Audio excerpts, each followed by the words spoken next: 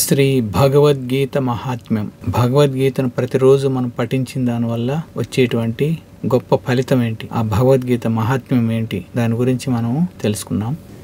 ధరోవాచ భగవన్ పరమేశాన భక్తిరవ్యభిచారిణి ప్రారబ్ధం భుజ్యమానస్య కథం భవతి హే ప్రభో.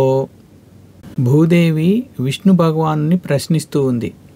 ఓ విష్ణు భగవానుడా, ఈ సృష్టి మొత్తాన్ని నియంత్రించే ఓ ప్రభు, ఓ పరమేశ్వర, ప్రారబ్ధం అనుభవించేవానికి అంటే ప్రతి ఒక్కరూ కూడా వాళ్ళ యొక్క పూర్వజన్మలో చేసిన పాపకర్మాలు పుణ్యకర్మాలు కానీ లేదా ఈ జన్మలో చేస్తున్న పాప పుణ్యాలు కానీ తప్పనిసరిగా ప్రారబ్ధ రూపంలో అనుభవించవలసి వస్తూ ఉంటుంది. అది తప్పించుకోలేరు ఎవరు కూడా. కాబట్టి జన్మ తీసుకున్నప్పటి నుంచి శరీరం వదిలేంత వరకు ప్రతి ఒక్కరూ సుఖ దుఃఖాలను అనుభవిస్తూ ఉండాల్సిందే. ఇంకా చెప్పాలంటే మన ఆచార్యుల ద్వారా కానీ మనం తెలుసుకునింది, ఈ ప్రపంచం అంతా కూడా దుఃఖాలయము, అశాశ్వతం అంటారు. కాబట్టి యాక్చువల్గా అయితే దుఃఖమే అనుభవిస్తున్నారట.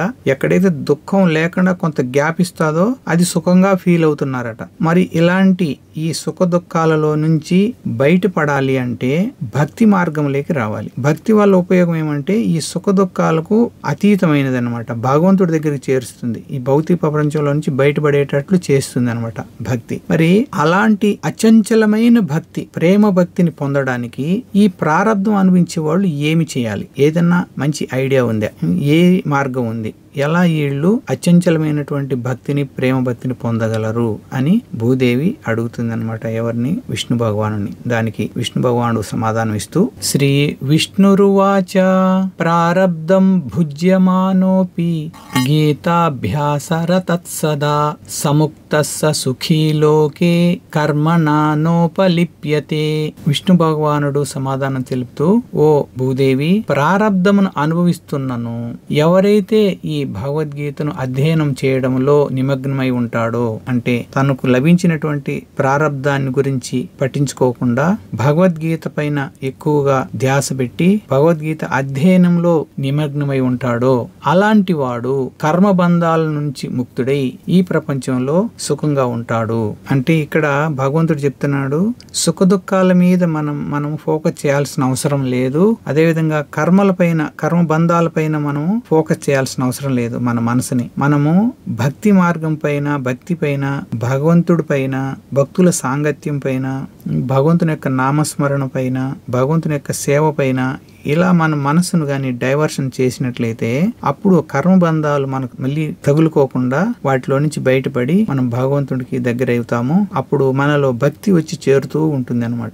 భక్తి అనేది ఎప్పుడూ తరగదట. మన సుఖ దుఃఖాలంటే ఈ పాప పుణ్యాలు అనేటివి తగ్గుతూ పెరుగుతూ ఉంటాయి కానీ భక్తి అనేది ఎప్పుడూ తగ్గదట. కొంచెం ఆడువన అవుతుంది, లేదా అక్కడే నిలబడైనా ఉంటుంది, కానీ తగ్గేది ఉండదు అనమాట. ఇప్పుడు అలా పెరుగుతూ ఒకానొక స్టేజ్ లో, ఈ జన్మలో కావచ్చు, మరు జన్మలో కావచ్చు, మన యొక్క సాధన బట్టి అది పరిపూర్ణత చేరుకుంటుంది. ఎప్పుడైతే భక్తిలో పరిపూర్ణత చేరుకుంటుందో, భావభక్తి, ప్రేమ భక్తి వరకు వస్తుందో, అప్పుడు ఈ కర్మ బంధాలన్నీ కూడా ఒక కొండలాంటి దూదిని ఒక చిన్న అగ్గిపొల్లను గీసి రగిలిస్తే మొత్తం ఎలా రగిలిపోతుందో ఆ విధంగా, అంటే తామరాకు పైన నీటి బిందువు ఎలా అయితే నిలబడకుండా జారిపోతుందో ఆ విధంగా ఈ కర్మ ఫలాల నుంచి బయటపడి ఆ బంధాల్లో చిక్కుకోకుండా భక్తిలో ఉన్నత స్థాయికి చేరి అతను ఈ కర్మ ఫలాల్లోంచి బయటపడి భగవంతుని చేరుకోగలడు అనేసి ఇక్కడ చెప్తున్నారు. కాబట్టి మనము నిత్యము భగవద్గీత పఠనం చేసేటువంటి భాగ్యం కలిగించమని, భక్తుల సాంగత్యంతో భక్తి మార్గంలో స్థిరంగా ఉండేటువంటి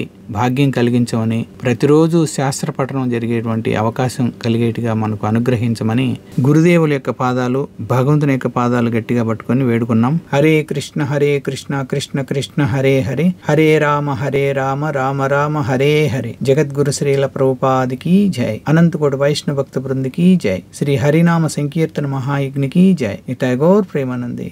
హరి హరి బోల్. హరే కృష్ణ.